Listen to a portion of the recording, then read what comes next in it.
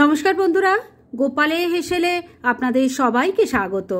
শীতের রাতে একঘেয়ে রুটি পরোটা না খেয়ে আজকে আমার এই রেসিপিগুলো কিন্তু আপনারা ডিনারের জন্য রেডি করতে পারেন। আর এটা একটা জিনিস দিয়েই দুভাবে আমি ডিনারটা তৈরি করব, যেটা খেতে অসাধারণ হবে। তাই চলুন সময় নষ্ট না করে রান্নাগুলো করে ফেলি। আজকে এই দারুণ টেস্টি ডিনার রেসিপিটা তৈরি করার জন্য আমি নিয়ে নিয়েছি 1 কাপ পরিমাণ চালের গুঁড়ো। এটা মিক্সির জারে দিয়ে দিচ্ছি। দিয়ে দিচ্ছি 1/2 কাপ পরিমাণ টক দই। বেশ খানিকটা মটরশুঁটি দিয়ে দিচ্ছি।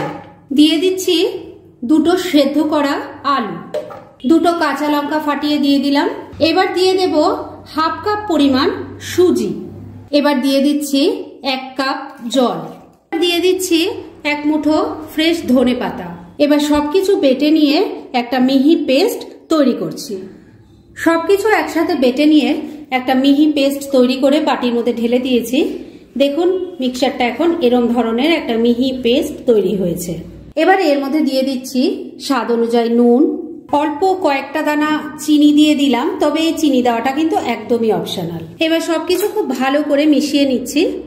সবকিছু ভালো করে মিশিয়ে নিয়েছি। এবার এই ব্যাটারটাকে 4-5 মিনিটের জন্য একটু রেস্টে রেখে দিচ্ছি, কেননা সুজি আছে তো সুজিটাকে ফোলার একটু সময় দিতে হবে। আর এই সময়ের মধ্যে চলুন এই ডিনারের সঙ্গে সার্ভ করার জন্য যে চাটনিটা তৈরি করব সেটা করে ফেলি।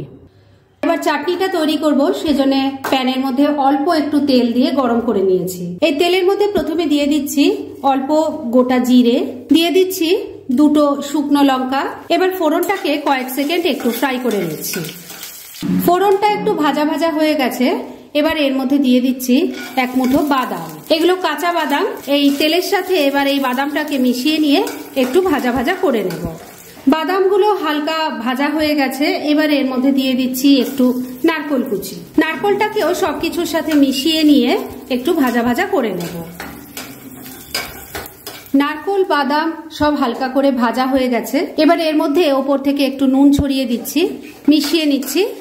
এবার গ্যাসটা বন্ধ করে দিলাম আর এগুলোকে নামিয়ে নিচ্ছি। ঠান্ডা হলে আমি এটা স্মুথ ভাবে বেটে নেব। এবার প্রথম প্রসেসে ডিনারটা তৈরি করার জন্য আমি একটা ডেচকির মধ্যে অল্প একটু জল গরম করে নিয়েছি। আর তার উপর দেখতেই পাচ্ছেন একটা ঝাঁঝরিওয়ালা থালা বসিয়ে দিয়েছি। এর ওপর একটু অয়েল ব্রাশ করে নিয়েছি। এবার এই ব্যাটারটার মধ্যে আমি দিয়ে দিচ্ছি 1/2 চামচ খাবার সোডা। খুব ভালো করে মিশিয়ে নিচ্ছি। ফ্লেমটাকে কিন্তু আমি মিডিয়ামে রেখেছি। এই ফ্লেমেই এটাকে ঢাকা দিয়ে 3-4 মিনিট রান্না করে নিচ্ছি। মিনিট 3 রান্নাটা করে নিয়েছি। এবার লিডটা খুলছি। দেখুন এগুলো একদম সাইজে কত বড় বড় হয়ে গেছে। আর এটা রেডি হয়ে গেছে কিনা বোঝার জন্য ওপরের সারফেসটা একটু সাবধানে হাত দিলেই বুঝতে পারবেন যে হাতে কিছু লাগছে না, মানে এটা কিন্তু এখন একদম রেডি। তবে এটা কিন্তু গরম অবস্থাতেই প্লেট থেকে নামানো যাবে না, কেননা তাহলেই ভেঙে যাবে। তাই এটাকে আমি প্লেট শুদ্ধ নামিয়ে রাখছি আর ঠান্ডা হলে তারপর এগুলো বার করে নেব। এবার সেকেন্ড প্রসেসে ডিনারটা তৈরি করছি। একটা প্যান গরম করে নিয়েছি। এর মধ্যে একটু অয়েল ব্রাশ করে নিচ্ছি। এবার ব্যাটার থেকে হাতায় করে নিয়ে দিয়ে দিচ্ছি, ভালো করে ছড়িয়ে দিচ্ছি। এগুলো কিন্তু একটু পাতলা পাতলা হলেই খেতে বেশি ভালো লাগবে, তাই ব্যাটারটা খুব বেশি না দেওয়াই ভালো। এবার ফ্লেমটাকে লো আর মিডিয়ামের মাঝামাঝি রেখে 2-3 মিনিট ঢাকা দিয়ে রান্না করে নিচ্ছি। মিনিট 2 রান্না হয়ে গেছে, ঢাকা তুললাম। এবার এটাকে উল্টে দিচ্ছি। দেখুন কত সুন্দর কালারটা এসেছে।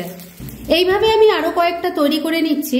ফ্রেন্ডস, আমার আজকের এই দুর্দান্ত স্বাদের ডিনার রেসিপি একদম রেডি হয়ে গেছে এবং আমি সার্ভ করে দিয়েছি। ভীষণ ইজি রেসিপিগুলো, তাই দেরি না করে পারলে আজই একবার ট্রাই করে ফেলুন। আর তারপর কেমন লাগলো সেটা প্লিজ কমেন্ট করে জানাবেন। এরকম ধরনের অনেক ভালো ভালো নিরামিষ রান্নার রেসিপি আপনারা গোপালের হেসেল সার্চ করলেই পেয়ে যাবেন, যার মধ্যে থেকে কিছু কিছু আমি সাজেস্টেড বক্সেও দিয়ে দেব, সেখান থেকেও আপনারা দেখে নিতে পারেন। তাই গোপালের হেসেল অবশ্যই ভিজিট করুন। আর আপনারা কেমন ধরনের রেসিপি চাইছেন সেটাও কিন্তু আমাকে জানাতে পারেন। আমি চেষ্টা করব সেই সব রেসিপিগুলো আপনাদের সাথে শেয়ার করার। আর আমার আজকের এই রেসিপি যদি আপনাদের ভালো লাগে আর ইউজফুল বলে মনে হয়, তাহলে যারা এখনো আমার চ্যানেলটাকে সাবস্ক্রাইব করেননি তারা প্লিজ সাবস্ক্রাইব করুন। তাহলে আজকের মতো এখানেই শেষ করছি। পরদিন আবার এরকমই কোনো ভালো রেসিপি নিয়ে চলে আসবো। আপনারা সবাই খুব ভালো থাকুন, সুস্থ থাকুন।